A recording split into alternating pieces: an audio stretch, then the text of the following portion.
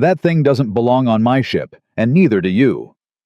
Commander Holt said it loud enough for every sailor in the hangar bay to hear. Loud enough to echo. Loud enough to make 3 junior officers pretend they were somewhere else entirely. Major Ava Rotova didn't flinch. Didn't look up.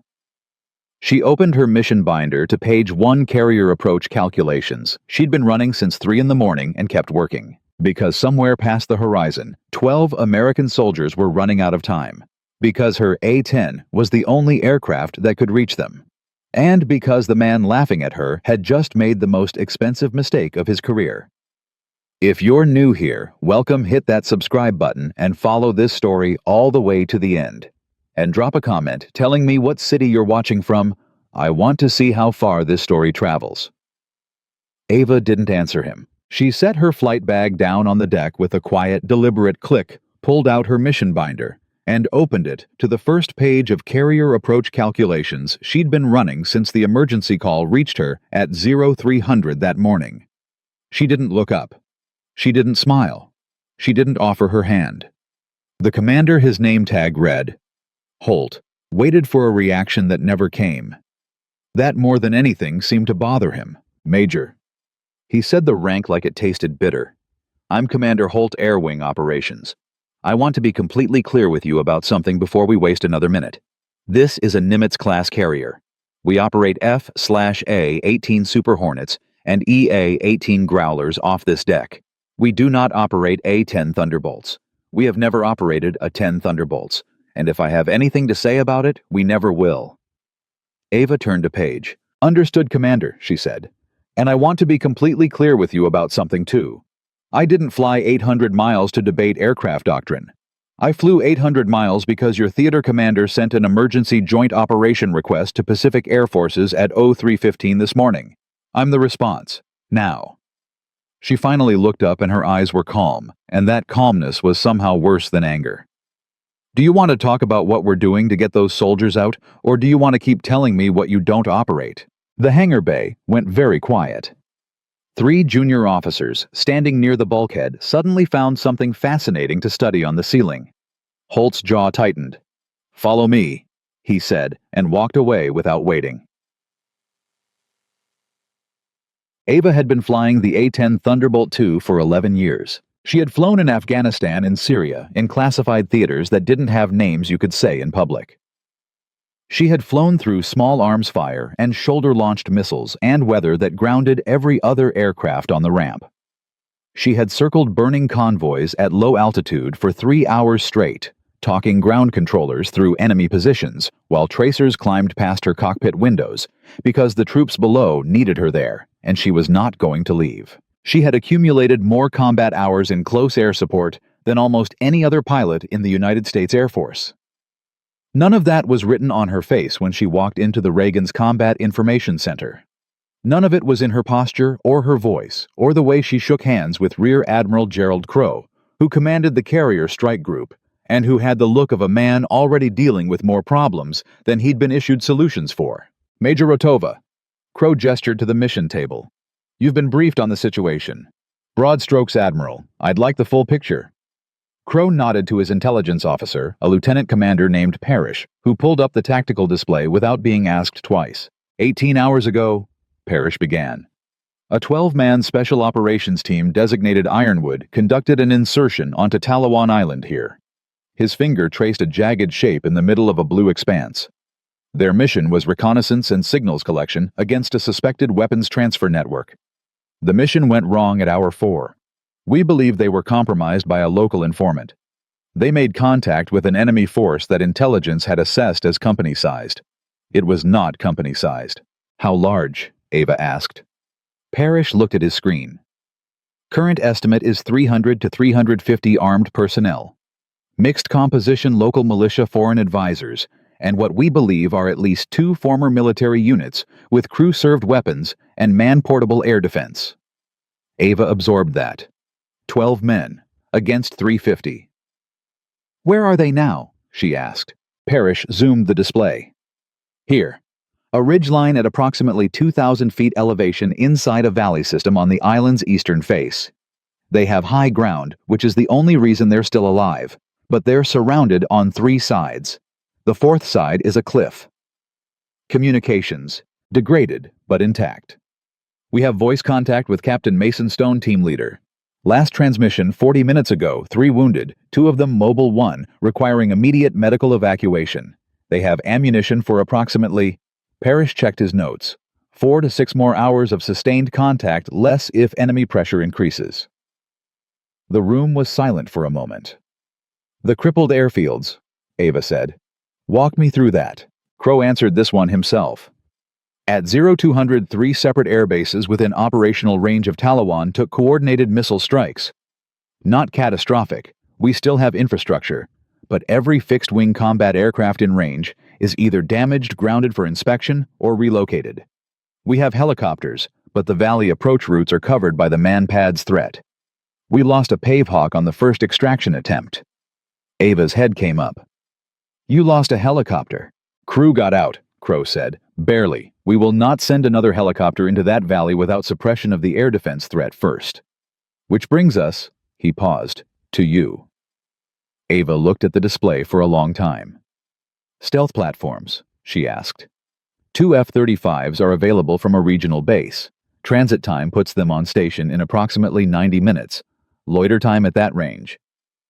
Parrish did not finish the sentence. He didn't need to. 20 minutes, Ava said. Maybe 30. Yes. And Stone's team needs continuous overhead presence. Not 20 minutes, not 30. They need someone who can stay. Yes, Crow said again. Ava turned away from the display and looked out the single porthole in the CIC bulkhead at the gray Pacific, turning beneath low cloud. My aircraft can loiter for 2 hours, she said. With the cannon and remaining ammunition load, I can suppress enemy movement across that entire ridgeline. I can keep their heads down long enough to bring in medevac. She turned back. The problem is getting off this ship. The silence that followed had a particular weight to it. The kind of silence that forms when everyone in a room already knows the answer to something, and nobody wants to be the first to say it out loud. Finally, Holt said what everyone was thinking. Your aircraft doesn't have a tailhook, Major. It's not catapult compatible. The A-10 was never designed for carrier operations. Even if we stripped it to the frame, the takeoff roll requirement on this deck. He pulled out a folded sheet of calculations, and Ava noticed with a cold flash of focus that he'd already done the math, which meant he'd been thinking about this since before she arrived. Exceeds available deck length by 60 to 70 feet. Under current wind conditions. 60 to 70 feet.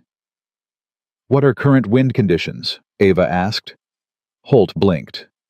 12 knots from the northwest. And if the ship turns into the wind and goes to maximum speed? A young lieutenant at the navigation station spoke before he could stop himself. That could give us an effective headwind of 35, maybe 38 knots, sir. Holt turned and looked at him. The lieutenant suddenly appeared to want to be somewhere else entirely, but the number was already in the room. 35 knots of headwind. Ava was already doing the calculation in her head. She had been doing it since hour 3 of the flight out. She had pages of it in her binder.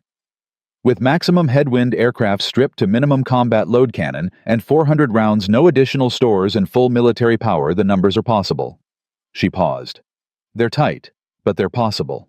Possible, Holt repeated, and the word came out wrapped in something that was not quite a laugh. He looked at Crow. Admiral, I want to go on record, officially. What she is describing is not a controlled carrier departure. It is an uncontrolled excursion off the bow of this vessel into open ocean. If that aircraft doesn't fly, and it won't fly, we lose the aircraft, we likely lose the pilot, and we create a search and rescue situation on top of the crisis we're already managing. Crow said nothing. He was looking at Ava. Ava said, with respect, Commander, if we don't try, we lose 12 soldiers, and one of them saved my life. The room shifted. Nobody had expected that. Holt's mouth opened and closed. Captain Stone, Ava said. Ironwood team leader. 3 years ago, a convoy I was providing close air support for was ambushed in a mountain valley. My aircraft took a hit. I was declaring an emergency and trying to make it to a forward operating base when the ground situation collapsed completely. The convoy commander called for all air assets to stay and support rather than aggress, which was tactically correct, but meant I was flying an aircraft with hydraulic problems and one functional engine over active enemy contact for another 40 minutes. She stopped. Stone's team was part of that convoy. His unit held a perimeter around the emergency landing strip while I brought the aircraft down. If they hadn't held that perimeter, I don't come home. She picked up her mission binder. Now he's on a cliff with 300 men closing in, and I'm the only one who can reach him. So, yes, Commander, the math is tight, but I've flown tighter. Holt looked at Crow. Crow looked at the display. On the screen, a small blue icon. Stone's team pulsed against the green of the valley, surrounded on 3 sides by red. "What do you need?" Crow asked quietly. "I need your best crew chief and every wrench he has," Ava said. "I need the ship turned into the wind at flank speed in 4 hours. And I need people to stop telling me what this aircraft can't do and start helping me figure out what it can." The work that happened in the next 4 hours was not the kind of work that makes it into official reports. Petty Officer First Class Dominic Reyes, the Reagan Senior Aircraft Handling Specialist, a compact, deliberate man from San Antonio who had spent 19 years around carrier aircraft and had opinions about every one of them, met Ava in the hangar bay with the expression of a man who had been told something he found deeply improbable. "You want me to do what to what he said?" "Strip it," Ava said. "Everything that isn't keeping me in the air or killing something gets pulled." Reyes walked around the A-10 twice. He ran his hand along the wing route. He crouched and looked at the landing gear. He stood up and wiped his hands on his coveralls and looked at Ava with the expression of a man recalculating something serious. "I've maintained F-18s for 19 years, he said. "I have never touched an A-10 in my life." "Good," Ava said. "So you don't have any habits to unlearn. I'll show you what comes off." They worked together, Ava directing Reyes and his team, executing with the particular focused efficiency of people who understand that time is a resource being spent, whether they're moving or not. External fuel tanks, non-essential avionics pods, weight wherever it wasn't load-bearing. One of Reyes's junior mechanics, a kid named Castellano, who couldn't have been 22, and had the wide processing eyes of someone watching something genuinely unprecedented, kept doing math on a notepad and then looking up at the aircraft with an expression Ava couldn't fully read. "What?" she finally said. "Nothing, ma'am," Castellano said. "Don't do that. What are you calculating?" He hesitated, then turned the notepad so she could see. He'd been running lift estimates. "If the headwind stays consistent and you hit rotation speed by here," he pointed, "the margins actually work. I mean, they're thin, but they work." "How thin?" Castellano looked at his numbers. 50 feet to spare. Ava looked at the notepad, then at him. "You just made that estimate with what resources?" "My phone calculator and the A-10 performance manual I found in your bag, ma'am. I hope that's okay." Ava almost smiled. "Keep calculating," she said. 2 hours and Commander Holt appeared in the hangar bay doorway. He stood there for a moment, watching Reyes's teamwork, watching Ava on her back under the aircraft, checking a fuel connection, watching the peculiar organized urgency of people who had committed to a thing and were no longer debating it. He walked over. He stood next to her until she slid out from under the aircraft and looked up at him from the deck. "The Admiral approved it," Holt said. "Contingent on wind conditions at launch window." Ava nodded once. Holt was quiet for a moment. Then, "I want you to understand something. My objections were not about you personally. They were about the aircraft, about the physics." "I know," Ava said. "The physics are still a problem." "I know that too." Holt crouched down, so they were at the same level. Up close, she could see that he was younger than she'd thought, and that what she'd read as arrogance was something else. The particular anxiety of a man who was responsible for flight operations on an aircraft carrier and understood exactly what it would look like if this went wrong. "If you go off the bow of this ship and don't fly," he said carefully, "I cannot retrieve the aircraft. You understand that? The water in this area the depth is—" "I know," Ava said. "And you're still going to do this." Ava looked at him for a moment. "Commander," she said, "there's a man on that island who held a perimeter for 40 minutes in the middle of an active firefight so I could land a broken airplane. He didn't ask me if the odds were good. He didn't ask me to prove the math first. She stood up and picked up her torque wrench. He just held. Holt stood with her. He was quiet for another moment. Then he said, "I'll have my flight deck crew ready at 0700. If you're going to do this, at least let's do it right." He walked away. Reyes, who had been absolutely not listening from 4 feet away, caught Ava's eye. "Not bad, ma'am," he said. "He's not wrong about the physics," Ava said. "No." Reyes agreed. "But he's not the one flying it either."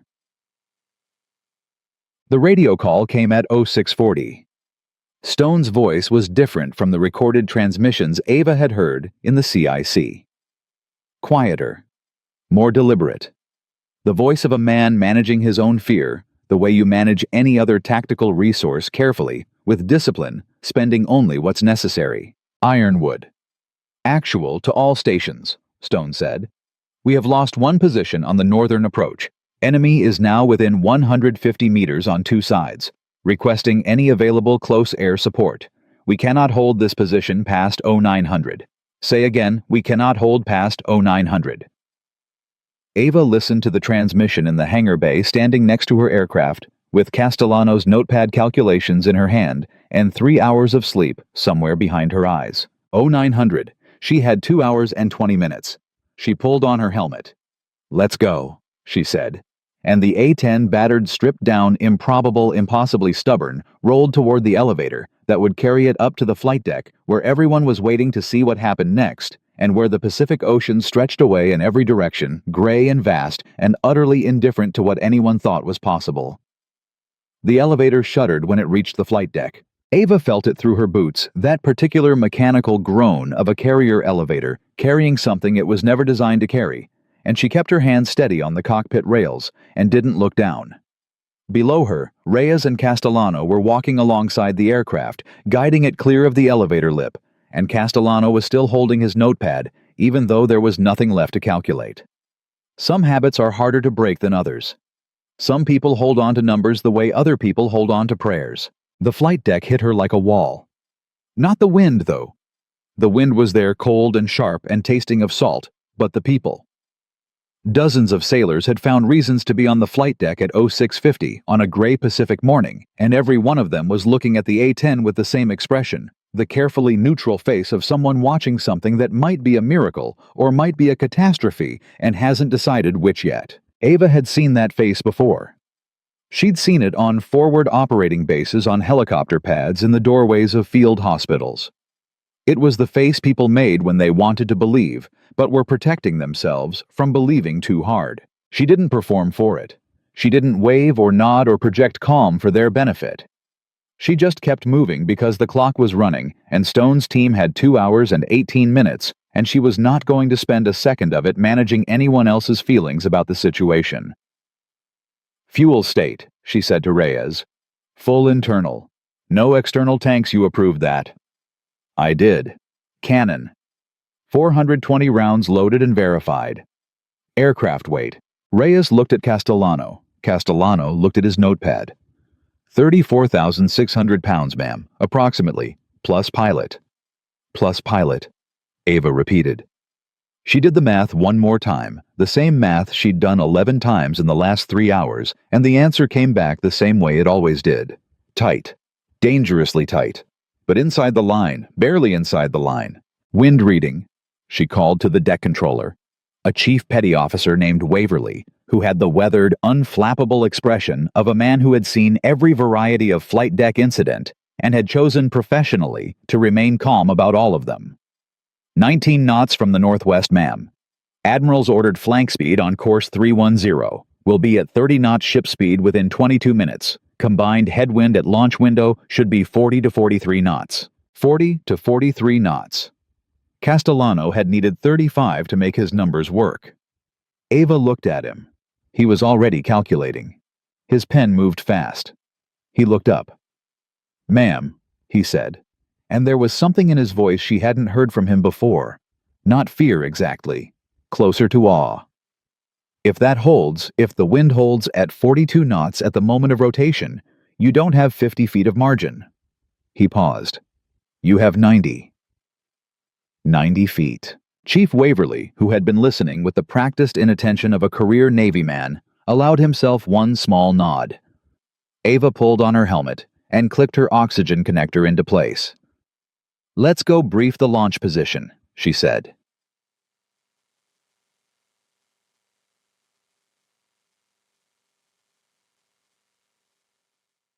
Commander Holt was already at the bow.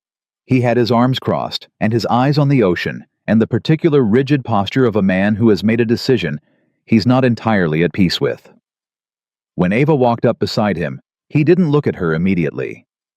He looked at the water running past the hull, the ship already accelerating the bow, cutting through long Pacific swells with increasing authority. Wind's building, he said. I know. Parrish just updated the intelligence picture on Stone's team. He said it carefully, the way you say something when you're not sure how the other person will react. Northern perimeter has collapsed. Enemy personnel are within 70 meters. Ava was quiet for exactly 2 seconds. How many wounded now? 4. The 4th one went down an hour ago. Sergeant named Draper, both legs. He's not mobile. Holt finally looked at her. Stone is not going to leave him. Of course he wasn't. Ava had known that without being told. Stone was the kind of man who held a perimeter for 40 minutes. He was not the kind of man who left a sergeant with 2 broken legs on a cliff and walked away. Then we need to move faster, Ava said. Holt turned back to the ocean. There's something else, he said. I've been ordered to inform you officially that this departure is unauthorized by naval aviation regulations. The Admiral has accepted personal responsibility for the decision, but the record will reflect that this operation falls outside established parameters. Ava looked at him. Is that your way of telling me I'm on my own out there? Holt was quiet for a moment. It's my way of telling you that if something goes wrong, the paperwork will not be in your favor. He paused. And my way of telling you that if something goes right, the paperwork will probably still not be in your favor. I've had worse odds, Ava said. I know, Holt said. I read your file last night. He uncrossed his arms. All of it. All of... She didn't ask what that meant. But something shifted in the space between them. Something small and real. The kind of thing that happens between people who have both been to the edge of something and recognize it in each other, even when neither of them says so. One question, Holt said, pilot to pilot. Ava waited. Are you doing this because you believe it will work, or because you believe you owe him? The wind moved between them. Ava thought about Stone's voice on the radio. Quiet. Deliberate. The voice of a man who was managing his fear and running out of time to manage it. She thought about a mountain valley 3 years ago and a perimeter held in the dark and a broken aircraft rolling to a stop on a dirt strip while tracer rounds moved through the air overhead. Both, she said, but the math works either way. Holt nodded once. He held out his hand. She shook it. Godspeed, Major, he said. And he meant it. Tertiaire. She was in the cockpit at 0712 when the second radio call came. She heard it through her headset. Stone's voice, and this time the deliberate quiet was fraying at the edges. Not because Stone was losing control, but because control costs something, and he had been paying that cost for 18 hours straight. Ironwood, actual to all stations. Draper is critical. He needs a surgeon within 4 hours or we lose him. I say again, 4 hours. A pause. The sound of something in the background, sharp, irregular, the percussion of small arms fire at close range. We are contested on 3 sides. I have 8 effectives. Enemy is attempting to flank our southern position. Another pause. Shorter. If anyone is coming now would be the time. Ava keyed her own radio. Ironwood actual, this is Warthog 1. I am on deck preparing for departure. I will be on station. Hold your position. A long silence. Then Stone's voice and something in it had changed, something thin and real breaking through the tactical discipline. Warthog 1. Say again your call sign. Warthog 1. A-10. I am coming. Another silence. Shorter. Copy that, Warthog 1. And then, not on the tactical frequency, not for the record, Just a human being talking to another human being across 1,000 miles of ocean. Good to hear your voice. Ava closed her eyes for exactly 1 second. Hold your position, she said again. I am coming. Sin. Reyes appeared at the top of the boarding ladder. He leaned into the cockpit and ran his eyes across the instrument panel with the proprietary attention of a man who has spent the last 4 hours putting something together and wants to verify it's still together. Everything looks good from the outside, he said. How does it look in there? Good, Ava said. She checked the hydraulic pressure gauge, checked it again. Reyes. Ma'am, that thing you said in the hangar bay, about not being the one flying it. He waited. You built this launch, she said. Every pound we pulled off, that was you. Whatever happens out there, you're part of it. Reyes looked at her for a moment. He had the face of a man who had been around military aircraft long enough to understand that compliments before a dangerous mission sometimes carry more weight than they're meant to. He understood what she was actually saying, which was, if this goes wrong, it wasn't because of your work. Don't put it in that ditch, he said. She didn't deserve to get stripped down like that. Let her fly right. He climbed down. Below, Castellano gave her a thumbs up that was almost steady. The ship's intercom crackled. Admiral Crow's voice, calm and clear, coming through every speaker on the flight deck. This is the Admiral. In approximately 15 minutes, we will conduct a non-standard departure evolution from this vessel. All non-essential personnel are to clear the forward flight deck. Flight deck crews will maintain positions as assigned. This is not a drill. A pause. Good luck to all involved. The flight deck changed. Not in a dramatic way. Nobody ran. Nobody shouted. But Ava could feel it through the cockpit glass, the way the energy of the deck shifted from professional tension to something older and simpler. Something closer to, we are about to watch something that has never happened before, and we do not know how it ends. Chief Waverly appeared at her wingtip and held up both hands. 10 minutes. Ava began her engine start sequence. The twin TF-34 engines wound up slowly. First one, then the other, and the sound of them was particular unmistakable. Nothing like the scream of a Super Hornet's afterburners. Deeper. More deliberate. The sound of an aircraft that was built to absorb punishment and keep flying, built to be ugly and indestructible, and present built for a kind of warfare that required staying over the target not for 30 minutes, but for hours. The sailors nearest the aircraft took a step back, not from fear from the sound, from the physical fact of it. Waverly held up 5 fingers. Ava ran through her pre-takeoff checklist. Flight controls full range, no binding. Engine instruments in the green. Weapons hot-armed, safe until she selected otherwise. Cockpit pressure checked. Oxygen flowing.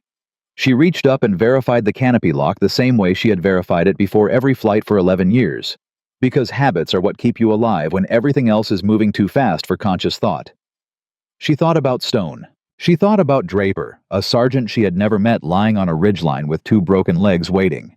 She thought about Castellano's notepad and 90 feet of margin, and a kid who did physics on his phone calculator because he'd decided to believe.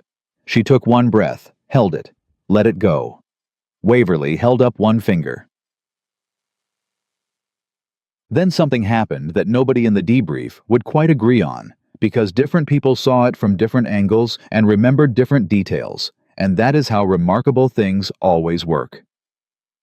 A sailor appeared at the edge of the deck, young, maybe 23, a deck handler, in a yellow jersey, and he held up a handmade sign. Cardboard marker, 4 words. We got your 6. Ava saw it through the canopy glass. She looked at the kid holding it. He wasn't performing. He wasn't playing to the crowd. He was just standing there holding a piece of cardboard with 4 words on it, looking directly at her, with the absolute uncomplicated belief of someone who has decided that belief is the right choice, regardless of the outcome. She clicked on the exterior lights. Once. The kid nodded. Then the radio in her headset clicked, and Admiral Crow's voice came through quiet and direct speaking only to her. Major Rotova, on your ready. Ava put her hands on the throttles. She looked down the deck. The bow of the Reagan stretched ahead longer than she'd expected, shorter than she needed, and beyond it the ocean gray and immense and honest about exactly how far the drop was.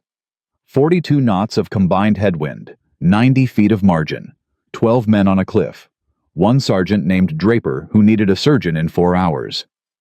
"Warthog 1 is ready," she said.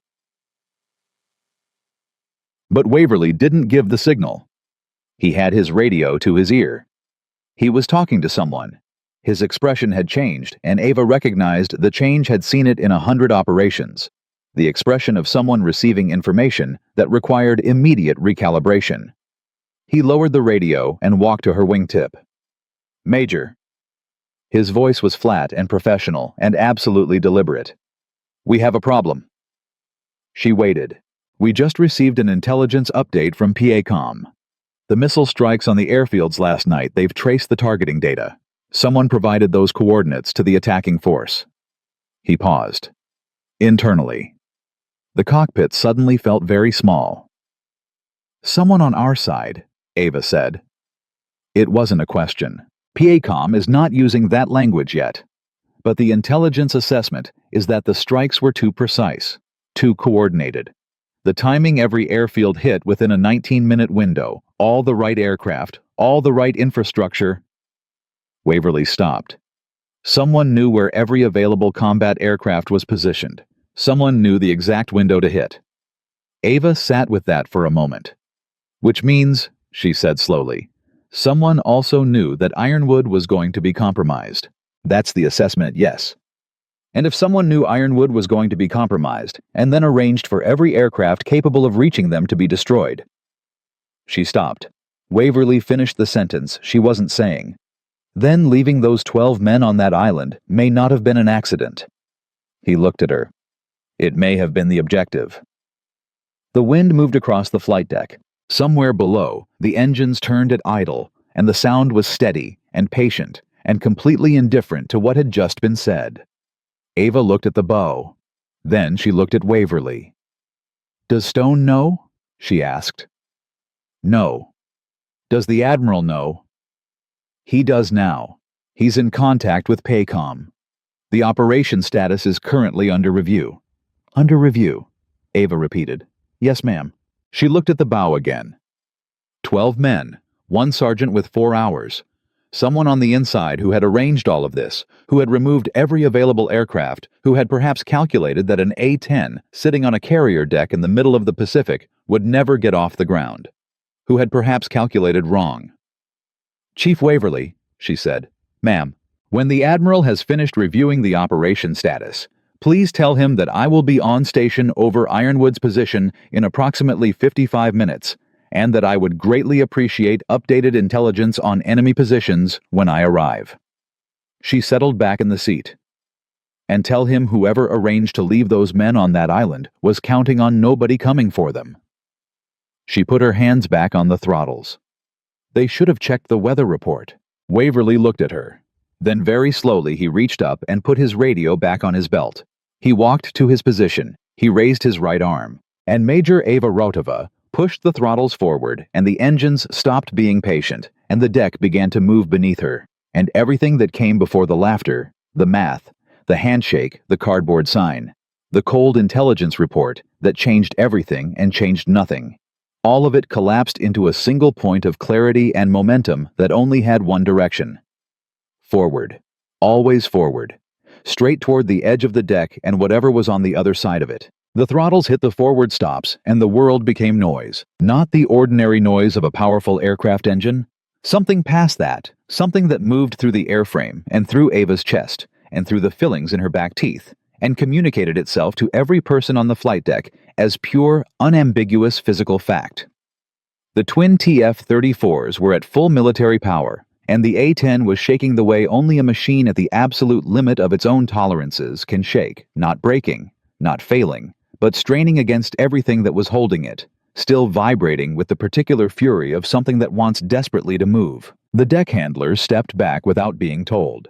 Chief Waverly had his arm raised. His face was neutral in the professional way that costs something to maintain. Behind him, along the deck's edge, sailors had stopped pretending they were there for other reasons. They were watching. All of them.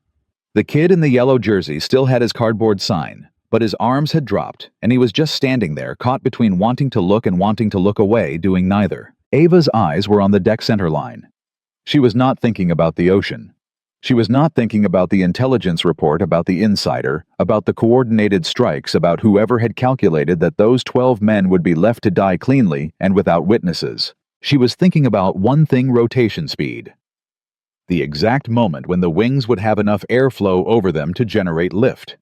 The precise instant when the aircraft would stop being a ground vehicle and become, or fail to become, something that flew. Everything before that moment was irrelevant. Everything after that moment would take care of itself. Waverly dropped his arm. Ava released the brakes. The aircraft moved. Not instantly. There was a half second where it seemed like nothing was happening, where all that power and noise and vibration produced exactly nothing, where the rational part of Ava's mind offered the calm, unhelpful observation that perhaps the calculations had been wrong after all. Then the tires broke loose and the deck began to move under her, and the acceleration pressed her back into the seat with a force that was wrong, was too slow, was not what a catapult launch felt like, was what a takeoff roll felt like, the kind you do from a runway, not a carrier, the kind that assumes you have distance that this ship could not provide. She heard it through the cockpit. Not voices, not radio, but the sound of the crowd on the deck changing. The particular shift from held breath to something else, something involuntary when watching, becomes witnessing. The bow was coming up fast. Castellano's numbers ran through her head. The rotation point was marked in her mind not by a line on the deck which didn't exist, but by a number on her airspeed indicator. When the needle hit that number, she would pull back. Not before. Not a tenth of a second before, because early rotation would cost her lift at the worst possible moment and put the nose up before the wings were ready to fly, and that would be the end of it. The number came. She pulled. The nose came up. The bow disappeared beneath the cockpit. And then there was nothing under her but air. The A-10 dropped. Not catastrophically. Not a plunge, but unmistakably, undeniably, in a way that Ava felt in her stomach and in the back of her throat, and in the sudden absence of deck noise beneath the landing gear.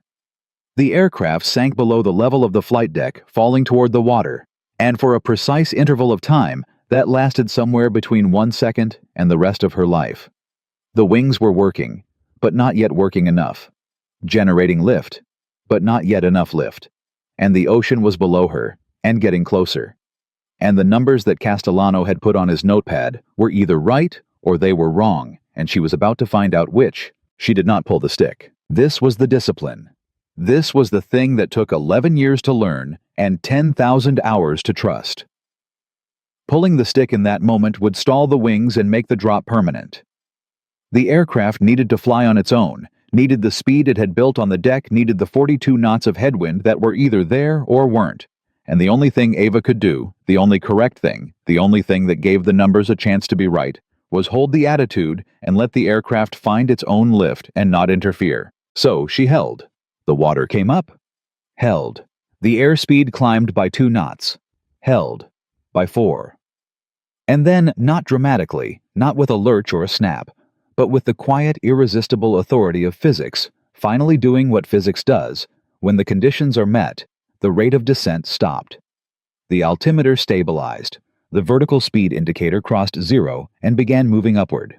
Slowly, painfully slowly, the way an overloaded aircraft always climbs with effort, with stubbornness, with the particular determination of something that has decided to stay in the air, despite the opinions of everyone who thought otherwise.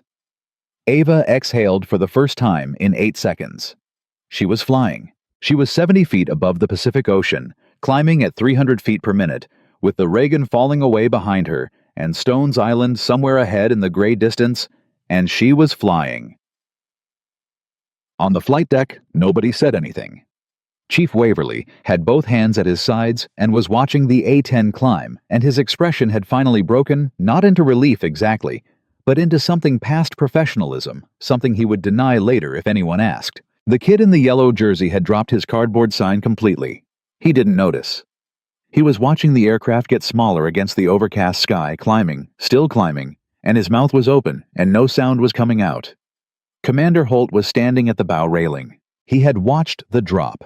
He had watched the aircraft disappear below the deck level and felt in the 3 seconds before it reappeared the particular sick certainty of a man whose worst prediction is coming true. And then it had reappeared. And now he was standing at the railing, watching it climb, and the expression on his face was the one he would spend the next several years trying to properly describe whenever anyone asked him about that morning. He never quite found the right words. Behind him, someone started clapping.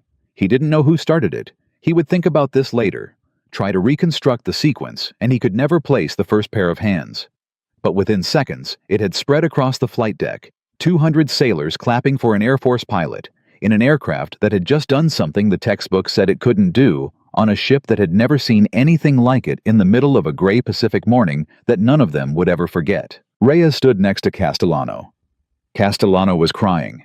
He was trying not to, and he was failing, and he had completely given up on the notepad which had fallen somewhere, and which he would find later tucked behind the equipment locker and keep for the rest of his career. Reyes put a hand on his shoulder. "I told you the math worked," he said. "You didn't say that," Castellano managed. "I thought it very loudly," Reyes said. "Close enough." Ava was already on the radio. "Ironwood Actual Warthog 1 is airborne. I am climbing to altitude estimate on station 50 minutes. Give me your current situation." The response came back faster than she expected. Stone had been monitoring the frequency, had probably been monitoring it since her last transmission, because that's what you do when you're on a cliff, with 70 meters between you and the people trying to kill you. And the only thing coming to help is a voice on the radio. "Warthog 1 Ironwood. Actual. Good to hear you. Situation update: we have lost the southern approach. Enemy is probing our eastern flank. I have 7 effectives, 4 wounded. Draper is stable but needs evacuation inside 3 hours. A pause, and through it the sound of something sharp and close. "We are danger close on our own position.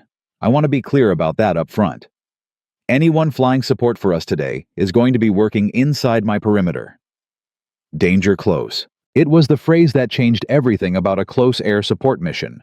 It meant the enemy was so near to friendly forces that any strike risked hitting both. It meant precision that allowed almost no margin. It meant that the pilot providing support had to know exactly where every person on the ground was, had to trust their own accuracy, absolutely had to make attack runs at altitudes and angles that put them inside the threat envelope of everything the enemy was carrying. It was the reason the A-10 existed. The cannon, the GAU-8, Avenger 30mm 4,000 rounds per minute when the system was unrestricted, and Ava's was loaded with 420, was the most accurate weapon in the close air support inventory, precisely because it was direct. No ballistic arc, no delay. Point and fire. "Ironwood. Actual, I copy danger close," Ava said. "Send me your grid and mark your position. I will need positive ID on friendlies before each run." "Copy. Sending grid now." A pause. "Warthog 1, one more thing." "Send it. The people who put us here. PACOM told us 20 minutes ago about the intelligence breach. They think someone inside the operation burned our insertion." His voice was still controlled, still deliberate, still the voice of a man who was spending his fear carefully. But underneath it, something harder. "I want you to know, whoever arranged this, they calculated that nobody was coming for us. They didn't think anyone would take the risk." Ava looked at the horizon ahead of her, where the overcast was beginning to break, and gray light was shifting toward something almost bright. "How'd that work out for them?" she said. A beat of silence. Then quietly, "I'll let you know in 50 minutes. 40,000 feet above her and 600 miles away, something else was happening. Lieutenant Colonel Richard Voss, United States Air Force, sitting in a secure communications facility at a regional Joint Command headquarters, was on his 3rd cup of coffee and his 2nd hour of watching the A-10's transponder track across his tactical display when his encrypted phone rang. He looked at the number, recognized it, set down his coffee. "Voss?" The voice on the other end was not a voice he heard often. Not because it was obscure, he knew it well, but because it only called when something had gone wrong, or right, or in a direction that wasn't supposed to happen. "She got off the ship," the voice said. Voss looked at the transponder track. "I can see that." The board's assessment was that a carrier departure was operationally impossible. That was the foundation of the contingency. The board's assessment, Voss said carefully, was apparently incorrect. A long silence. The kind of silence that happens in secure facilities when very carefully constructed plans encounter facts that weren't anticipated. "She cannot reach that team," the voice said. "She's going to," Voss said. "Then the extraction needs to be complicated." Voss set down his cup slowly. He was a man who had spent 22 years navigating the space between orders and conscience, who had told himself for most of those years that the orders came from people who understood things. He didn't. That the architecture of the operations he'd been part of served purposes too large and too complex for individual moral accounting. He looked at the transponder track. A single green dot, climbing and accelerating, moving toward an island where 12 men were running out of time. "Richard," the voice again, "you understand what's at stake." "I understand what was at stake," Voss said. "I'm less sure about the present tense." "Do not make this personal. Someone burned an entire Special Forces team to protect a weapons network," Voss said. "Someone struck 3 air bases to make sure no aircraft could reach them. And now one pilot has gotten off a carrier deck against every calculation, and you're calling me to tell me to complicate her extraction." He paused. "How is it not personal?" The voice changed register, harder. "You have been part of this program for 4 years. You know what happens to people who develop complications," Voss said. Silence. "I'm going to hang up now," Voss said. "And then I'm going to call PACOM Intelligence and give them a name." He looked at the transponder track one more time. "She got off that ship. That means something." He ended the call. He sat for a moment looking at the display. Then he picked up his phone again, a different phone, a direct line, a number he had never called from this building before, and he began to talk. Ava was 40 minutes out when the storm found her. It came from the northwest without the warning that weather systems usually provide, or rather the warning had been there in the radar returns she'd been monitoring, but the system had accelerated and intensified faster than the models predicted. Which is something weather does when it wants to remind you that models are not the same as reality. The turbulence hit first. Not gentle bumps, hard, irregular jolts that threw the aircraft sideways and tested every connection that Reyes and his crew had tightened 4 hours ago in a carrier hangar bay. Ava worked the rudder pedals and the stick, keeping the wings level, keeping the nose on the heading, riding it the way you ride anything violent, not fighting it exactly, but not giving it anything either. Making yourself part of the motion so the motion can't use you against yourself. The rain followed. Heavy driving reducing visibility to almost nothing. She checked her instruments. Heading correct. Airspeed within parameters. Fuel. This was where she felt it the needle lower than she wanted, the calculation she'd been running in the back of her mind tightening with each passing minute. The headwind that had helped her off the carrier was now a tailwind from the wrong direction, pushing against her increasing fuel burn, narrowing the margin she had for time on station. She keyed the radio. "Ironwood Actual Warthog 1. I have weather. ETA extended by 8 minutes. Give me updated position." The response was not Stone's voice. It was younger, higher, tighter, with something that wasn't quite panic, but was standing right next to it. Warthog. 1, this is Ironwood 3. Captain Stone he's forward. We have a breach in the eastern position. They're through the wire. A sharp sound, not gunfire exactly, but the sound of a situation compressing space disappearing. "We need you now. We are out of time." "Ironwood 3, where is the captain?" He went forward to plug the breach himself. Him and Kowalski. A pause. "It's just us back here. Draper and 2 others. We're at the extraction point, but there's nobody. There's nothing between us and—" The transmission broke up. Static. Then, "Please hurry." Ava pushed the throttles forward, past the mark she'd set for fuel conservation, into territory she'd been avoiding. The fuel needle moved. She had enough to get there, enough to make her runs, enough to get back to the Reagan maybe, or maybe not quite. Maybe enough to get close enough for a rescue helicopter to reach her. She had made that calculation twice already and arrived at the same answer both times. It didn't matter. The math only had one direction right now, and that direction was forward. She descended below the weather, pushing through the cloud base, and for a moment she was blind.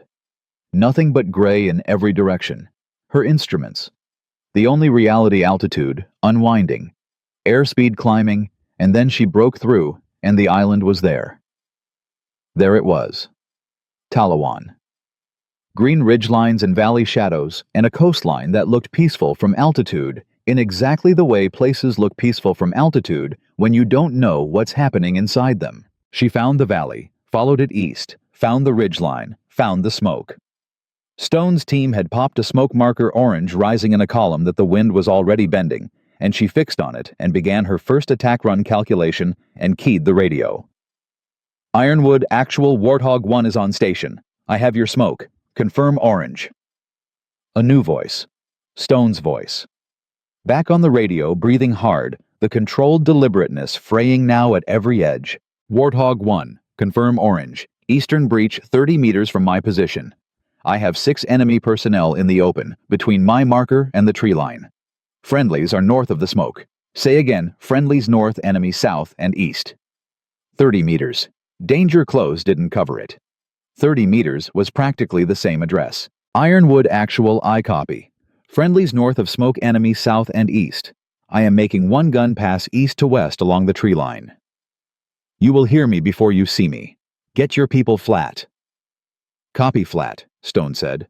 Warthog 1. I need to tell you something. Send it. Draper just lost consciousness. His pulse is weak. Stone's voice, for the first time, carried something that wasn't discipline. Something that cut through every layer of tactical training and professionalism and found the human being underneath. Please be fast. Ava was already in her run. The A-10's nose came down. The valley rose to meet her. She had 420 rounds and a pilot's skill, and 11 years of flying these runs in the dark and in the weather and over terrain that wanted to kill her as much as the enemy did. She had Reyes's work, and Castellano's math, and Holt's handshake, and a kid on a carrier deck holding a sign that said, "We got your 6." She had a sergeant named Draper who needed a surgeon and didn't have much more time to wait for one. The cannon trigger was under her finger. "Come on," she said to no one and everyone in the aircraft around her. "Let's go to work." She pressed the trigger. The GAU-8 spoke, and on a ridgeline on a remote island in the Pacific, everything changed. The GAU-8 sounded like God clearing his throat. That was how Sergeant First Class Kowalski would describe it later in a debrief room at Fort Bragg to a panel of officers who were writing things down and nodding carefully, and none of whom had been on that ridgeline. He said it the way people say things they know sound wrong, but can't find better words for the cannon didn't crack or pop or thunder. It tore. It tore the air apart along a line from east to west, across the tree line, and the 6 enemy personnel who had been 30 meters from Stone's position and moving fast were simply no longer a problem. Stone heard it before he saw it. Everybody did the distinctive "Bert" of the GAU-8 that lasted less than 2 seconds per burst, and in those 2 seconds covered more ground than a squad of infantry could cover in a minute. He was flat on the dirt at the eastern breach, Kowalski beside him. Both of them with their faces in the ground, the way Ava had told them to be. And even with his face in the dirt, he could feel the concussion of the rounds hitting 30 meters away, could feel it through the earth itself, the way you feel a large truck pass on a road you're standing beside. Then the aircraft was overhead and gone. He barely saw it, just a shadow moving fast and low through the gray light, and the radio crackled.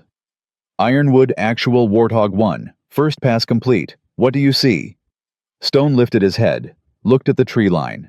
What had been a coordinated enemy advance through the eastern breach was now chaos. The 6 personnel in the open were down. The pressure at the breach had stopped. From the tree line from further back from the organized mass that had been pushing toward his position for the last 40 minutes, he could hear something he hadn't heard since this started.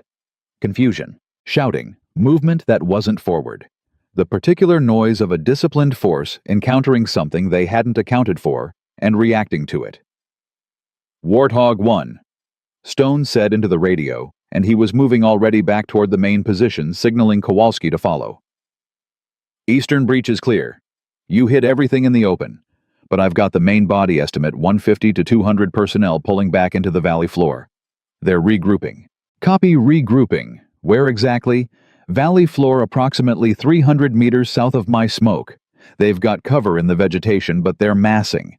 If they push again in numbers, I can't hold the eastern breach with what I have. A brief pause.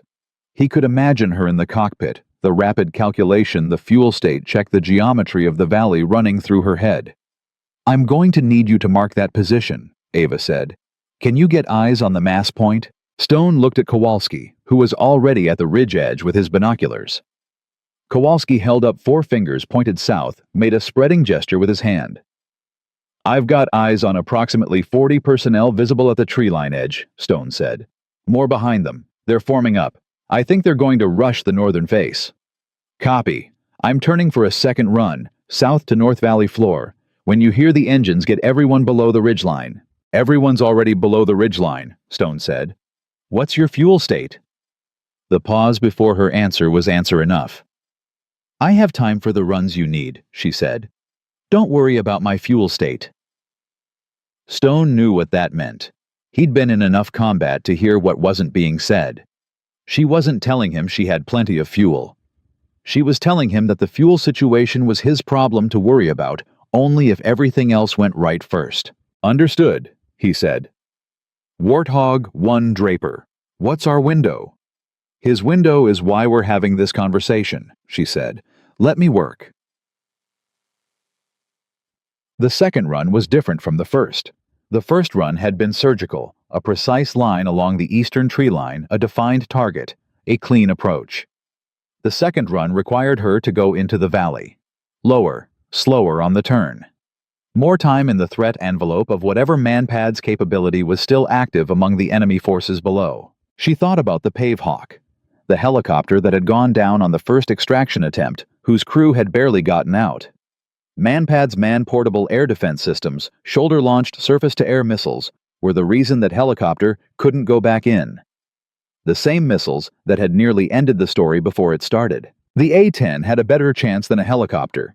It was faster, more maneuverable at low altitude, and built with a redundancy that bordered on obsessive titanium bathtub around the cockpit. Dual engines wide enough apart that losing one didn't mean losing both flight control systems that could operate even with significant hydraulic damage. The engineers who built it had designed it specifically for the environment she was flying in right now, low-altitude high threat, close to the people it was protecting. That didn't mean she wasn't exposed. It meant she was the best option available. She rolled into the valley run and pushed the nose down and found the mass on the valley floor and pressed the trigger. The cannon ran for 3 seconds, 2 bursts.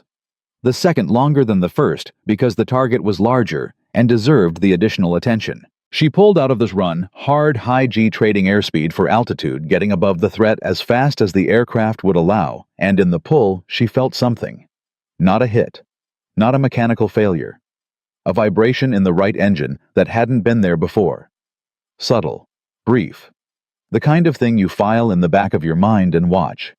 She watched it. The engine instruments stayed in the green. The vibration didn't repeat. She noted it and kept moving, because that was the discipline. That was the thing 11 years of flying had built into her. You note, you monitor, you don't catastrophize, and you don't ignore. You hold the information and let it update as new data arrives. She came around for the post-run assessment and keyed the radio. "Ironwood actual second run complete, valley floor. What do you see?" Stone's voice came back, and this time there was something different in it. Not relief, too early for relief, but a quality of breathing that had changed. The tight managed breathing of a man under immediate threat is different from the breathing of a man who has just watched that threat reduce. Both are controlled. But they sound different. "Warthog 1, you broke their formation. They're scattered. I can see movement pulling back toward the southern tree line." A pause. "You bought us time. But they're not done. I've got spotters on a slope to my west, and they're calling in something. I don't know what yet. Calling in how radio traffic. My signals guy intercepted a frequency he thinks they're requesting fire support. Mortars, possibly. Or they've got something larger further back. Mortars. If the enemy had a mortar team in range of Stone's position, the ridgeline became untenable in minutes. A mortar could hit from distance and cover beyond the reach of her cannon, requiring her to find and silence it before it found the 12 men huddled on the high ground. "Can your signals guy track the frequency?" she asked. "He's working on it. Give him 2 minutes." 2 minutes. She checked her fuel, checked her ammunition count. She had used approximately 90 rounds on the first 2 runs, more than she'd planned, because the target density on the second run had justified the longer burst. She had 330 rounds remaining. The fuel margin she'd been not talking to Stone about was tightening. She began a wide orbit of the ridgeline, staying high enough to see the valley floor, watching for the heat signature or the smoke trail that would tell her where the mortar team was setting up. Nothing yet. She widened the orbit. Still nothing. Then Ironwood 3, the younger voice, the one that had been close to panic when she'd first arrived, came on the frequency. Warthog 1, this is Ironwood 3. I've got a visual on what I think is a mortar position. Tree line southwest corner of the valley. I can see personnel moving equipment. Can you mark it? Negative. I'm at the extraction point with Draper and 2 others. I don't have line of sight for a laser. Describe the position relative to the smoke marker. Approximately 250 meters southwest of orange smoke, at the base of the slope where the tree line meets the valley floor. There's a clearing just inside the trees. 250 meters southwest. Ava ran the geometry. From her current orbit position, she could set up a run that approached from the northeast, using the ridgeline itself as a backstop. If she overshot, she'd hit the slope, not the friendly position. It was a workable angle. It was also a tight angle, which meant a longer approach, which meant more time in the valley, which meant more time inside whatever the manpad's threat could reach. She rolled into the approach, and the right engine vibration came back. This time, it lasted longer. 3 full seconds, a rough, irregular shudder that she felt in the rudder pedals and in the airframe around her. And when she checked the engine instruments, the right engine temperature was 2 ticks higher than it had been, still in the green, but moving. She held the approach, held it, watched the temperature. It peaked, held, and began dropping. She pressed the trigger at the mortar position. 2 short bursts, aimed at the clearing Ironwood 3 had described, adjusted slightly left based on her approach angle, and pulled out hard again. And in the pull, the engine was smooth, and she didn't know if she'd hit the mortar team or not. And she didn't have time to orbit and assess because her fuel state had just crossed a threshold she'd been hoping to avoid. Ironwood, actual Warthog 1. I engage the suspected mortar position. Can you confirm effect? 30 seconds of silence. 30 seconds during which she flew her orbit and watched her fuel gauge and watched her right engine temperature and told herself that everything was manageable and that manageable was good enough. Stone came back. Warthog 1, no mortar fire. Either you hit them or you spooked them. Either way, the position has gone quiet. A pause. That buys us a window. Where are we on medevac? She keyed a second frequency, the Reagan's Combat Information Center, without leaving Stone's frequency. Warthog 1 to Reagan CIC. What is medevac status? Parrish's voice, calm and professional, came back immediately. Warthog 1, we have 2 Pavehawks holding at the threat boundary approximately 18 miles from Ironwood position. They are waiting for manpads all clear before ingressing. The mortar threat is neutralized, Ava said. I cannot confirm manpad status. They need manpads all clear, Warthog 1. Those are their rules of engagement. Ava turned the problem over in her head in the 2 seconds she had for it. The manpad's threat had been the reason the first helicopter had gone down. It was a real threat. The rules of engagement existed because someone had nearly died, and Draper was unconscious on a ridgeline. Parrish, she said. What is Draper's current medical assessment? A brief pause. He was getting it from somewhere else, relaying. Doc says 40 to 60 minutes before we're looking at cardiac complications from blood pressure drop. 40 to 60 minutes. She had been on station for 32 minutes. She had fuel for approximately 25 more minutes of flight more if she left, now less with every additional pass she made. She did not have time to wait for a formal manpad's clearance process. Ironwood. Actual, she said, and her voice was completely level. I need you to listen to me carefully. I am going to make one more gun run. I am going to use the run to suppress the valley floor, the entire valley floor, as much coverage as I can give you, and I need you to be watching every piece of that valley while I'm doing it. If there is a manpad's position, any launcher, any team you can see preparing to engage, I need to know immediately.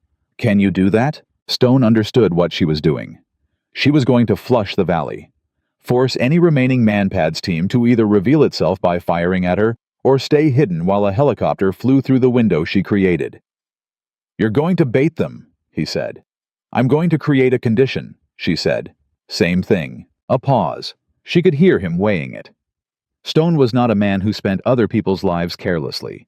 He knew what she was offering to do to make herself the target to draw whatever was in the valley toward her so the helicopter could move in the gap.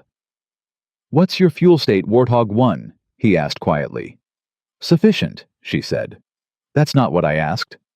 She didn't answer. The silence between them was its own kind of answer, God, Stone said, and it wasn't a curse. It was something past that. All right, we'll watch the valley. Make your run. She made it at 50 feet, not a reasonable altitude, not an altitude that textbooks recommended for anything other than terrain avoidance.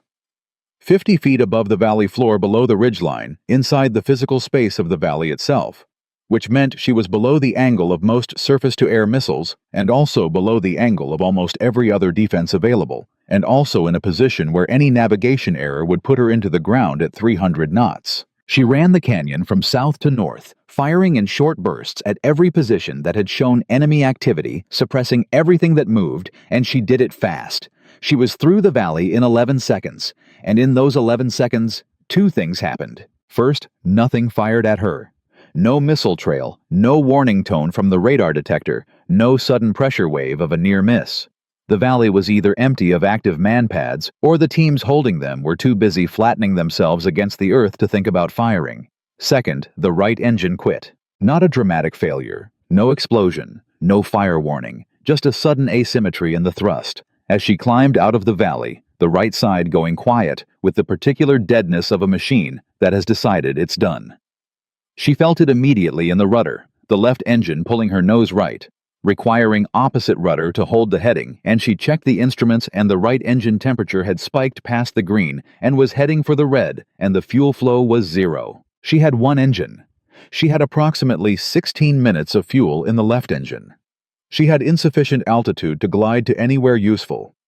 She keyed the radio. Ironwood Actual Warthog 1.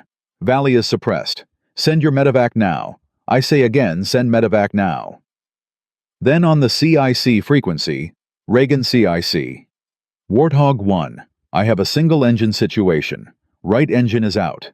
Fuel state is critical. I am currently at low altitude south of Ironwood position, and I need options. Parrish came back fast.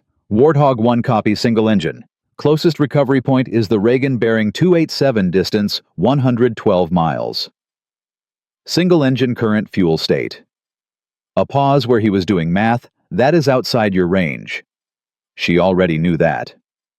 Next option, she said. There is a civilian airfield on the north coast of Talawan Island. Unimproved strip approximately 1,400 meters. It is not secure. We have no information on current occupancy. 1,400 meters. Unimproved. Unknown security situation. With one engine-damaged aircraft and whatever fuel she had left, she started climbing because altitude was the one resource she could still convert to options. Ironwood Actual, she said. What is the status of the North Coast Strip on your island? Stone came back in seconds. We have no current intel on it. It was assessed as abandoned 2 months ago, but we have not confirmed. A pause. Warthog 1, are you declaring an emergency? Not yet, she said. Because declaring an emergency generated paperwork and distracted people, and she needed everyone's attention on getting Draper out, not on her. Ava. Stone had dropped her call sign. It was the first time he'd used her name, and it landed differently than call signs do. More weight, more human. I asked you once before, and you didn't answer. What is your fuel state? She looked at the gauge. Enough to get you your helicopter window, she said. Everything after that is a different conversation. In the background of his transmission, she heard the distinctive thunder of rotor blades, the sound of a pavehawk moving fast and low over the island using the window she'd created coming in for Draper. She had done the thing she came to do. Medevac is inbound, Stone said, and now his voice was different. All the controlled tension of the last 24 hours releasing by degrees the particular exhale of a man who has been holding everything together by force of will and is finally tentatively allowing himself to believe it worked. They're in the valley. They're coming. Good, Ava said. She was climbing. She was calculating. She was watching the left engine instruments with the focused attention of someone who needed one engine to work for approximately 40 more minutes and was negotiating that request in real time. "Now," Stone said, "tell me where you are and what you need." For a long moment, she didn't answer. Not because she didn't have an answer, because the answer required something from her that was different from all the calculation and discipline and controlled focus of the last hour, something closer to trust, which was harder than any of it. "I'm north of your position," she finally said. "Single engine. Fuel it's going to be close. I'm going to attempt the North Coast Strip. Copy North Coast Strip." His voice had changed again back to the tactical register, but with something underneath it now, something that had been there since he'd heard her call sign on the radio 2 hours ago and known she was coming. "I'm sending Kowalski and 2 others to that strip right now, by road. They will be there when you land." Stone. "They're already moving, non-negotiable." A pause. "You held for me 3 years ago. Allow me to return the favor." She held the radio without speaking for a moment. Below her, somewhere in the valley, a Pave Hawk was lifting off with Sergeant Draper aboard, carrying him toward a ship that had a surgeon waiting, carrying him away from the ridgeline that had been his world for 18 hours. She couldn't see it from her altitude, but she knew it was happening. She could feel it the way you feel the completion of a thing you've been working toward, not dramatically, not with ceremony. Just the quiet shift of a weight that has been carried and can now be set down. "Copy," she said. "Tell Kowalski I'll be the one with the broken engine." "He'll find you," Stone said. "He always does."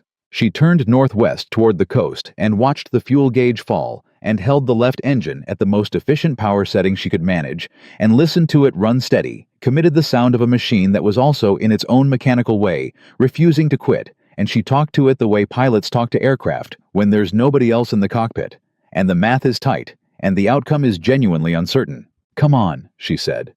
"A little further. You can do a little further." The engine ran. The coast came up ahead. And somewhere below her on a ridgeline on an island in the Pacific, 8 men who were still alive, because she had come for them, watched a damaged aircraft disappear over the northern hills, and not one of them looked away until it was gone. The left engine was still running when the strip came into view, barely running. The fuel gauge had crossed into the red 8 minutes ago, and had been moving with the slow, merciless certainty of a clock. You can't stop. And Ava had been talking to the engine the entire descent, not praying exactly, but close enough that the distinction didn't matter much at this altitude with this much fuel remaining. She had the field in sight at 4 miles out, and she had configured the aircraft for landing, and she had exactly one chance at this, because a go-around was not an option she had fuel to execute. 1,400 meters. Unimproved surface. Unknown condition. She didn't know if there were holes in the runway. She didn't know if the surface would hold the aircraft's weight on rollout. She didn't know if anyone was at the far end of that strip waiting for her with intentions she wouldn't like. She knew she was landing regardless. The threshold came up, and she crossed it at the minimum speed she trusted, and put the aircraft on in the first 200 meters, and stood on the brakes, and felt the strip under her rough uneven. The aircraft shaking with a violence that was completely different from turbulence. The particular brutal communication of an airframe designed for paved runways meeting something that was not a paved runway. And she held the brakes and the nose stayed down, and the rollout was 200 meters longer than she wanted, and she ran out of usable runway with approximately 30 feet to spare before the strip ended and the vegetation began. She sat in the cockpit for a moment. The left engine was still running. Then it quit. Fuel exhausted. The sudden silence was enormous. She sat in that silence for 3 full seconds before she began the shutdown checklist. Old habits. Professional habits. The kind that exist because the aftermath of an emergency is still an emergency until it isn't. She was climbing down from the cockpit when she heard the vehicle. Kowalski was a large man from Wisconsin who had been in Special Forces for 14 years, and whose face carried the accumulated evidence of those 14 years in ways that didn't require explanation. He came out of the vehicle at a run, which for Kowalski meant something slightly different than it meant for most people, being a controlled, purposeful movement that covered ground very quickly without appearing to hurry. And when he reached the aircraft, he looked at it with the expression of a man assessing damage, and then he looked at Ava, with the expression of a man assessing a person, and the assessment appeared to satisfy him on both counts. "You're in one piece," he said. "The airplane's less so," Ava said. "The airplane did its job." He looked at the right engine nacelle, at the discoloration and the oil streaking that told the story of what had happened in the valley. "What did it take?" "I don't know yet. Something in the high-pressure section. Maybe FOD, maybe the stress of the launch." She stopped. "How's Draper?" Kowalski's expression shifted, just slightly. The particular shift of someone delivering news they've been carrying for a few minutes and are relieved to finally set down. "Pavehawk got him to the Reagan. They went straight into surgery." He paused. "Surgeon says he made it with about 20 minutes to spare." 20 minutes. Ava leaned against the fuselage. Not dramatically, just the physical acknowledgement of a body that had been running on focus and adrenaline for the last 4 hours, and was now being informed that the emergency was over. "Stone," she asked, extracting with the rest of the team. 2 more Pavehawks went in after the valley was clear. They'll be on the Reagan in about 40 minutes. Kowalski looked at her with a steadiness that had nothing performative in it. "He told me to tell you something." "What?" "He said account settled, both directions." Ava was quiet for a moment. Then, he would say that. He also said that if you argued with him about it, he'd write it up in his after-action report, so it would be on the official record that you were difficult to deal with, and you'd have to live with that. Despite everything, the exhaustion, the fuel gauge that had terrified her, the single engine, the rough landing, the 30 feet of runway to spare, Ava almost laughed. Not quite, but close. "Tell him I don't argue with after-action reports," she said. "I will," Kowalski said. He looked at the aircraft once more.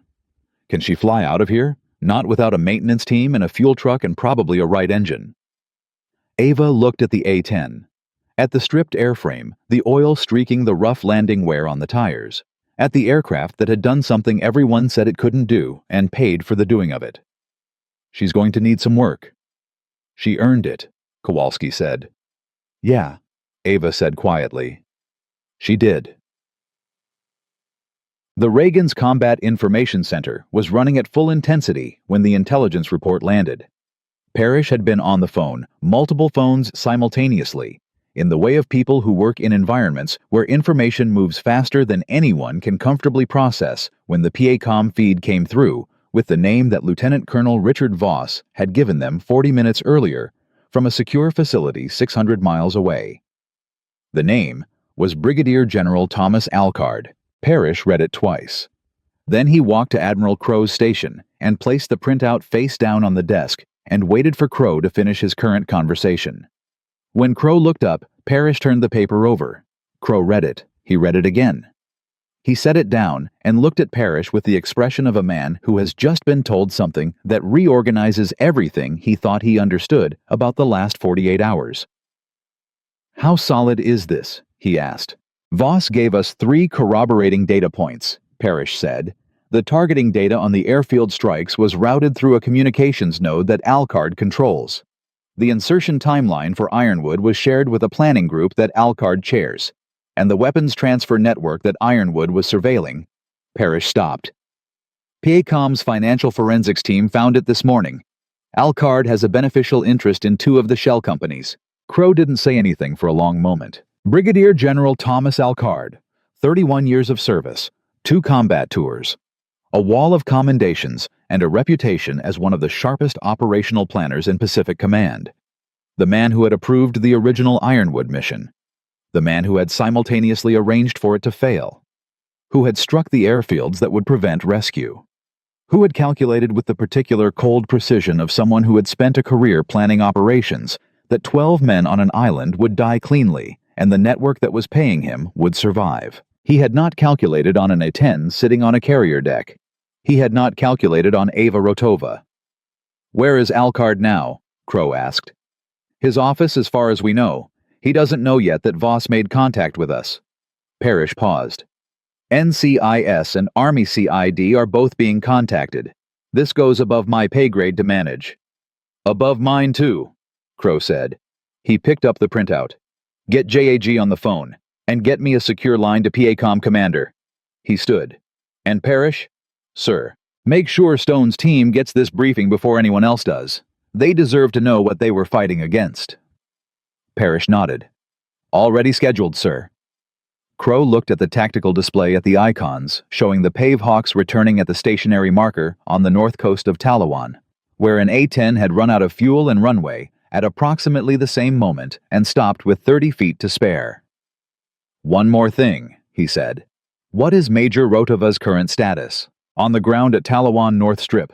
Aircraft is non-flyable. Kowalski's team is with her. We're coordinating recovery. Crow nodded. He looked at the display for another moment. At the shape of what the last 12 hours had actually been.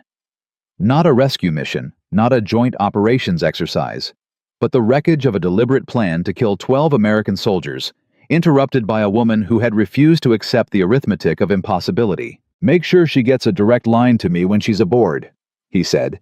Yes, sir. Not for a debrief, Crow said. Just to talk. Stone was the last one off the Pavehawk. He always was team leader boards. First exits last. It's not a rule you look up in a manual. It's just the way it works when you actually lead people rather than command them. He stepped onto the Reagan's flight deck, and the wind hit him, and the smell of the ocean hit him, and the particular sensory overload of a carrier flight deck after 18 hours in a valley trying to stay alive hit him all at once, and he stood still for a moment and let it. Then he asked the deck handler nearest him one question.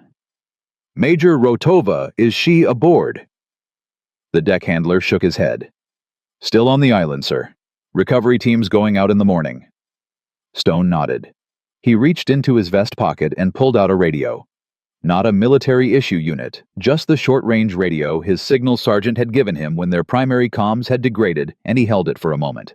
Then he went to find the CIC and a proper communications line. He needed to talk to her, not for tactical reasons, not for after-action reasons, just because there was something that needed to be said between two people who had been keeping each other alive across several hundred miles of ocean, and it needed to be said while it was still true in the immediate way that things are true right after they happen, before reports and debriefs and institutional processes begin the long work of converting experience into paperwork. Parrish found him into the passageway outside the CIC.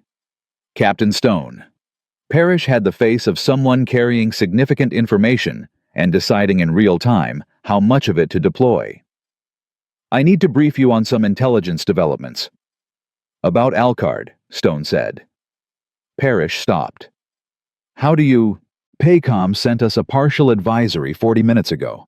They didn't give us the name, but they gave us enough. Stone looked at him steadily. I've been running the timeline in my head since we lifted off.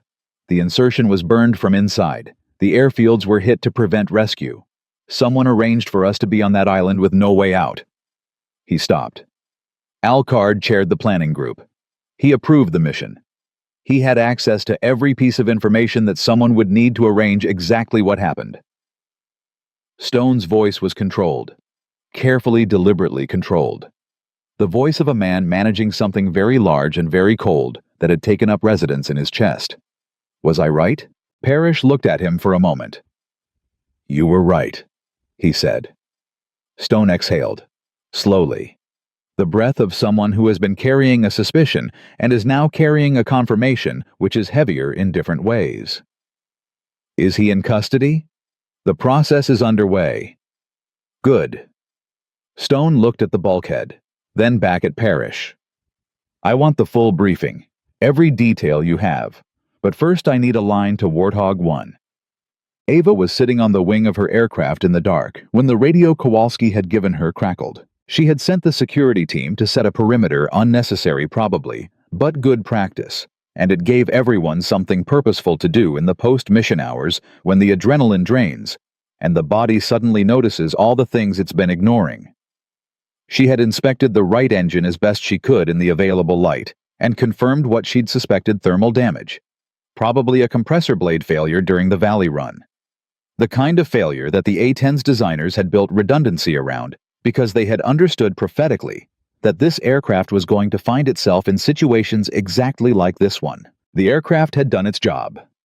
She was sitting on the wing thinking about the engineers who had built this machine 30 years ago, who had understood that the battlefield required something stubborn and ugly and indestructible, who had been right in ways that were being proven again today on an island none of them had ever heard of when the radio came on.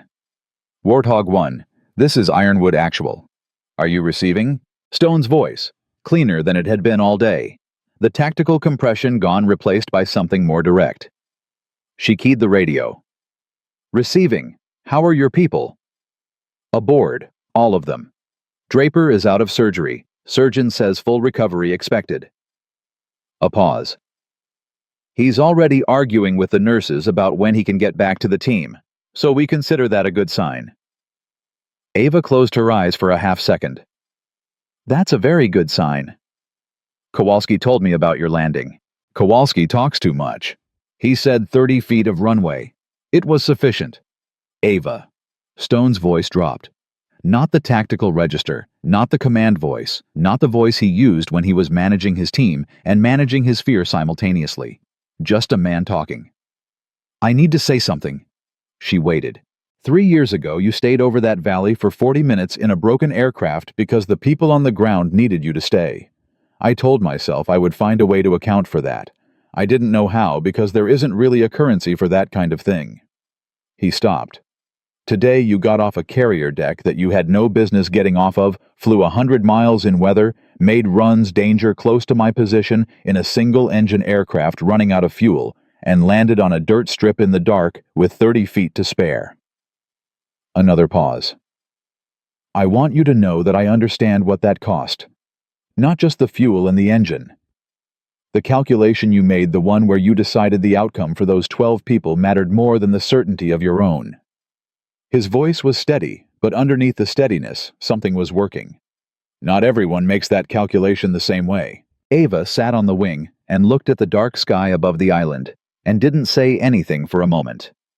You held a perimeter for 40 minutes, she finally said. In an active firefight, so I could land. Yes.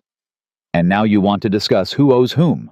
I want to discuss the fact that some people, when everything gets stripped away, the aircraft and the rank and the procedures and the approved parameters, some people just keep going. His voice was quiet. You're one of those people. I wanted to say that out loud to you before the reports get written and the institution gets involved and it becomes about something other than what it actually was. Ava listened to the wind move across the island. Somewhere in the darkness, the Pacific was doing what it always did, immense, indifferent, not caring at all about the calculations that human beings made on its surface or above it. What was it actually? She asked. It was someone refusing to leave, Stone said. Same as it was 3 years ago. Same thing, different aircraft. She sat with that. It was the most accurate description she'd heard of either day.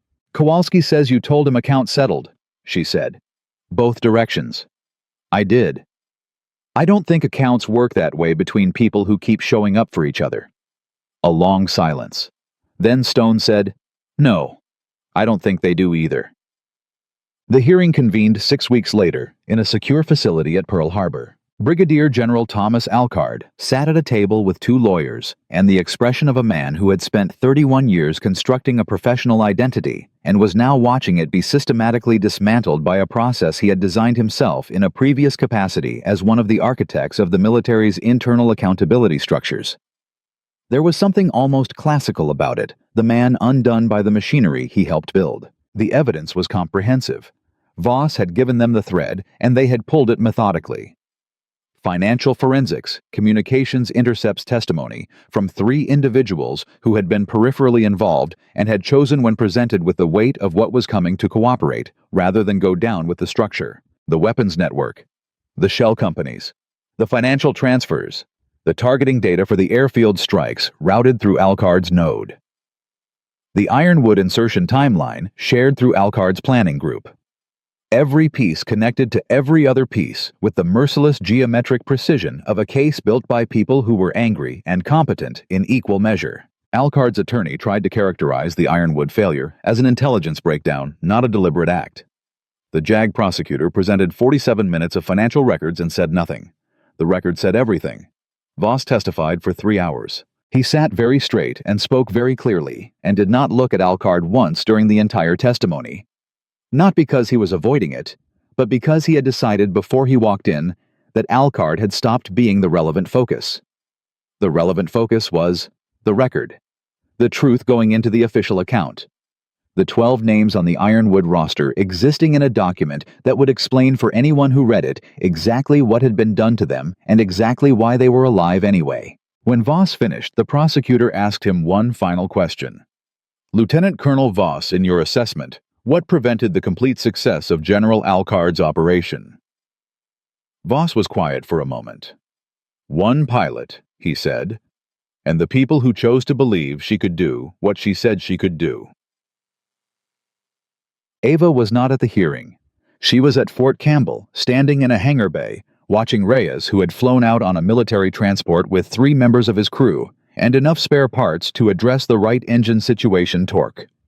The final bolts on a repaired A-10 that had been ferried off Talawan Island on the deck of a transport vessel, and was now 2 months later approaching airworthy status again. Castellano was there too. He had put in a formal request to be part of the recovery team, citing his role in the original launch calculations. The request had been approved by Admiral Crowe personally, with a note in the file that said, "This sailor's contribution to the successful completion of Operation Ironwood Rescue is acknowledged and should be reflected in his service record." Castellano had read that note 3 times and then folded it carefully and put it in the same pocket where he kept the notepad. "How does she look?" Ava asked Reyes. Reyes ran his hand along the repaired engine nacelle. He did it the way he had run his hand along the wing root in the carrier hangar bay, with the proprietary assessment of someone who has put something back together and is taking responsibility for it. "Better than she has any right to look," he said. Considering what? Considering she launched off a carrier deck, flew 100 miles in weather, made gun runs at 50 feet in a valley, lost an engine, and landed on a dirt strip. He looked at Ava. "Considering all that, she looks pretty good." "She was built for worse," Ava said. "Yes, ma'am." Reyes straightened. "She was." Castellano appeared at Ava's elbow. He had been quiet for most of the morning, working, helping, saying little, but there was something he'd been carrying that finally found its way out. "Ma'am," he said, "can I ask you something?" "Ask." "When you were on the roll when you went off the bow and dropped, did you know it was going to work?" Ava looked at the aircraft for a moment. At the repaired nacelle, the worn tires, the airframe that had been stripped and flown and damaged and recovered, and was standing here in a hangar bay at Fort Campbell, looking, as Reyes said, better than it had any right to. "I knew the numbers were right," she said. "But did you know?" She thought about what it had felt like in that moment. The bow disappearing, the ocean coming up. The aircraft, dropping the decision to hold the attitude and trust the lift and not interfere. The discipline of not pulling the stick. The 2 seconds that lasted longer than most hours. "I knew I wasn't going to pull up," she said. That was enough. Castellano nodded slowly. He was processing something she could see at the young man from the carrier, working something out that would take him years to fully understand the thing about what it means to commit to a calculation, and then let the physics do what physics does when you stop interfering with it. "I'm going to be a pilot," he said. "I put in my application last week." Ava looked at him. "Naval aviator," he added. "F-18 program. Not A-10s. He almost smiled. "Air Force doesn't have a carrier program." "No," she said.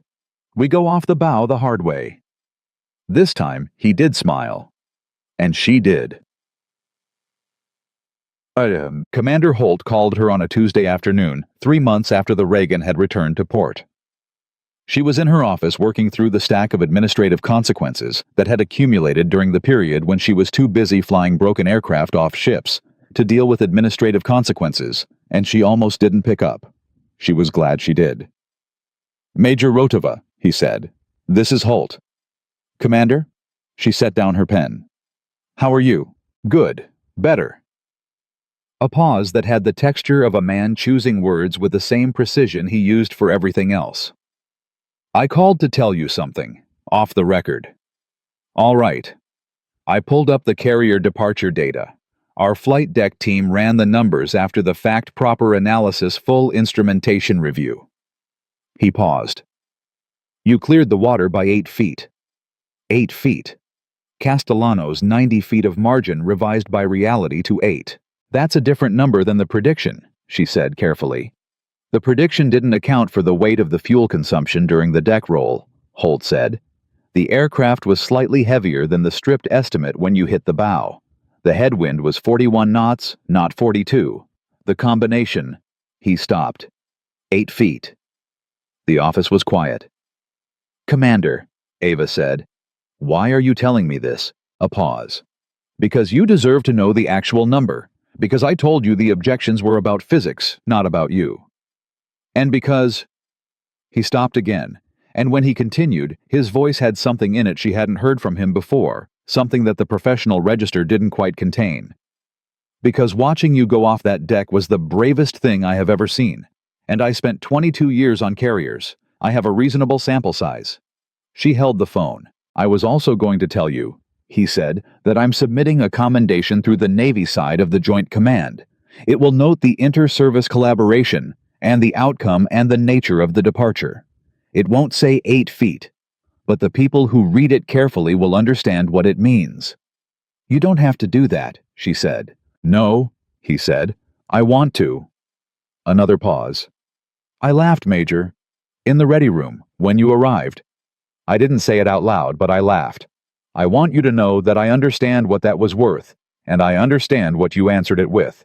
She thought about the ready room, about the laughter she had walked into and refused to perform for, about the flight deck in the gray morning with sailors watching and a cardboard sign and 8 feet of clearance between the aircraft and the Pacific Ocean. You made it right, she said, when it mattered. I hope so, he said. Stay safe up there, Major. You too, Commander. Tag. The official reports were classified. Alcard's court-martial was conducted behind closed doors because the details of the weapons network and the intelligence breach required security protocols that precluded a public proceeding. The outcome, 63 years forfeiture of all pay and benefits. Dishonorable discharge became known through the unofficial channels that military communities maintain in parallel with their official ones. Voss received a commendation. He also received a reassignment to a posting that was technically a promotion and practically a removal from the operational world he'd inhabited for 22 years. He accepted it without comment. He had made his call. He understood the cost of making it. He would make it again. Draper returned to the team 8 months later ahead of the surgeon's schedule, arguing until the last week of his recovery that he was ready and backing the argument with physical testing results that made the medical team uncomfortable and then convinced. On his first day back, Stone shook his hand and told him nothing had happened while he was gone. Draper said, I know, sir. Kowalski told me everything. Stone looked at Kowalski. Kowalski looked at the ceiling. The A-10 that launched off the Reagan was repaired, returned to service, and reassigned to Ava's unit. The crew chief paperwork listed it as a standard maintenance action. Someone Reyes most likely, though. He never confirmed it had written a single line in the aircraft's maintenance log in the space reserved for notable events. Carrier departure USS Ronald Reagan. Pilot Major A. Rotova. All systems performed. All systems performed. As epitaphs for impossible things go, it was accurate. The story spread the way. Stories spread in military communities, not through press releases or official announcements, but through the conversations that happen in ready rooms and maintenance bays and deployment bars, through the telling and retelling that adds detail here and sheds it there and eventually arrives at something that is truer than the facts alone, because it carries the meaning the facts are pointing at. Young aviators heard it. Some believed it immediately. Some required more convincing and got it from someone who had been on the deck or on the island or in the CIC, watching the transponder track across the Pacific. Stone told it once at a special operations leadership course to a room of junior captains who sat very still and listened very carefully, and asked when he finished the same question that Castellano had asked in the hangar at Fort Campbell. Did she know it was going to work? Stone thought about the answer for a moment. She knew she wasn't going to stop, he said. In my experience, that's usually enough. The room was quiet. Then one of the captains, young serious, the kind of face that hasn't yet learned to hide. What it's thinking said, is that a lesson, or is that just who she is? Stone looked at him. Both, he said. The lesson is that it's a choice. The lesson is that being the person who doesn't stop is something you decide, not something you're born with. You decide it before the emergency, so you don't have to decide it during. He looked around the room. She decided a long time ago. That's why she was ready. The captain nodded.